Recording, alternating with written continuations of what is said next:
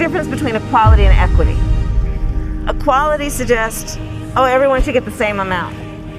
The problem with that, not everybody's starting out from the same place. So if we're all getting the same amount, but you started out back there and I started out over here, we can get the same amount, but you're still gonna be that far back behind me. It's about giving people the resources and the support they need so that everyone can be on equal footing and then compete on equal footing.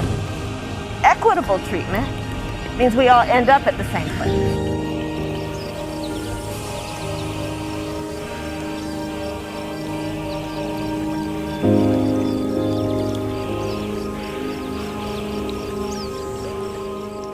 Welcome back, everyone. Glad you're all here. Before we get started, I want to ask you all to go over to my boy SJG Perspectives website and follow him there.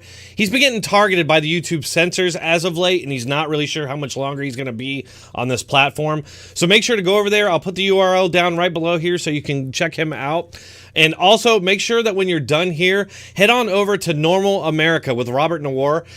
Today, he's got a 24-hour live stream going on that is sure to be super informative ahead of Election Day. Speaking of that, one more day until we re-elect Donald Trump. Get out there and vote. It's just like Ronald Reagan warned us. This is the last stand, folks. There's nowhere to run if the U.S. falls to communism. Too long ago, two friends of mine were talking to a Cuban refugee, a businessman who had escaped from Castro. And in the midst of his story, one of my friends turned to the other and said, "We don't know how lucky we are." And the Cuban stopped and said, "How lucky you are. I had some place to escape to." And in that sentence, he told us the entire story. If we lose freedom here, there's no place to escape to. This is the last stand on earth. If you vote for Joe Biden or Kamala Harris, that's exactly what you're going to get.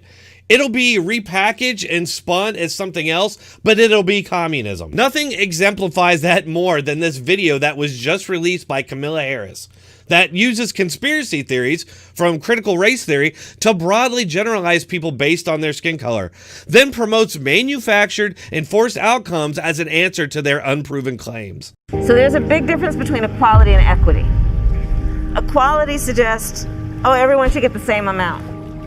The problem with that, not everybody's starting out from the same place. We can get the same amount, but you're still gonna be that far back behind me. It's about giving people the resources and the support they need so that everyone can be on equal footing and then compete on equal footing. Equitable treatment means we all end up at the same place. So if you're giving a group of people more resources and more support to achieve, how can you possibly call that equality? It's just like everything the left says these days. It's all some sort of Orwellian spin and redefining of words to suit whatever their immediate political agenda is at the time. It's just so obviously nefarious that I don't understand how anyone buys into it. In order for this communist utopia that Kamala wants to exist, the government would have to enforce outcomes, meaning the government would use force to manufacture outcomes. When you think of equality, are you thinking of big government forces that use their power to squash high achievers in order to bring about some sort of manufactured equality? A place where everybody's equally miserable? I mean, what even is this telling black people that they'll be unable to achieve anything unless there's a big government using its power to wield as a weapon against people with different skin color who happen to be doing better than them? I mean, I can't believe for even a moment that any laws that sprang from these racial conspiracy theories would apply to anybody but white people and maybe Asians. We have, after all, seen actual systemic racism that can be proven in a court of law being used against Asian people at universities like Harvard. Also, Kamala talks about competing on an equal footing. I'm not sure that that's how competition really works.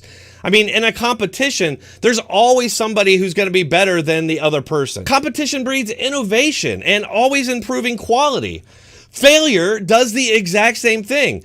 Taking failure and competition out of the equation will have very predictable results. You only need open a history book or just read the news from Venezuela every day to see that this is a recipe for disaster. If you want innovation to stop, greatness to be punished, and begin the transformation of America into a third world shithole, then go vote for Joe Biden and Kamala Harris. You might as well just change our name to Mediocrity Land. That's all for this. Again, make sure to head over to Normal America with Robert Noir and check out his 24-hour live stream.